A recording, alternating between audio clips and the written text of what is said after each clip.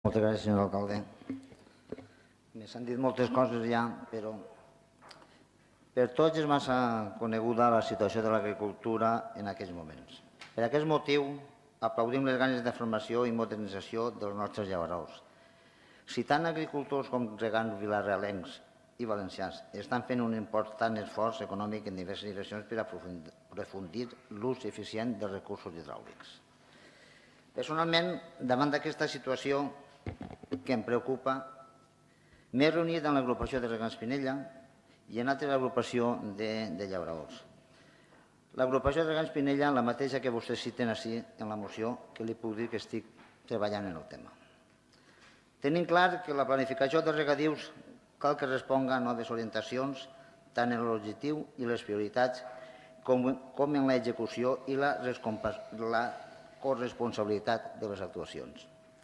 Dit això, i anat a la molla de la qüestió, hem votat que no, entre altres raons, perquè estem des del primer moment en contacte amb la nova Conselleria d'Agricultura, que ara sí ens obre les portes de part en part.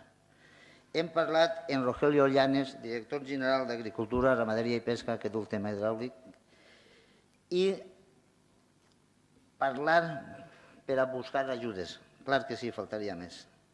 Respecte a donar una partida específica per als pressupostos de 2016, caldria primer saber quines són les subvencions que vindran de la Generalitat Valenciana i les condicions, però no dubtes vostè que quan arribi en aquest moment estarem preparats per afrontar-ho.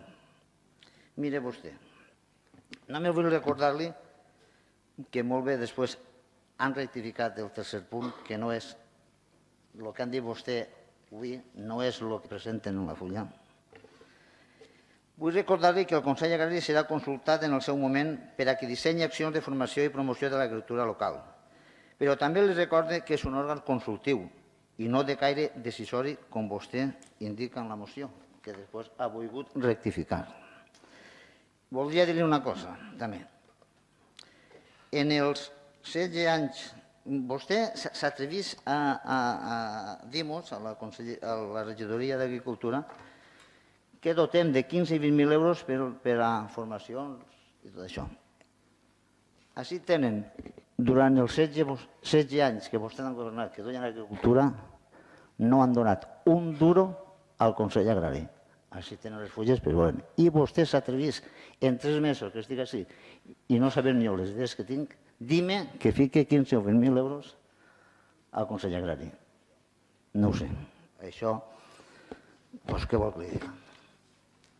Tranquils, que seguirem en contacte amb les comunitats i agrupacions de regants i que sempre hem fet des de compromisos de l'equip de govern defensant els nostres llauradors. Moltes gràcies.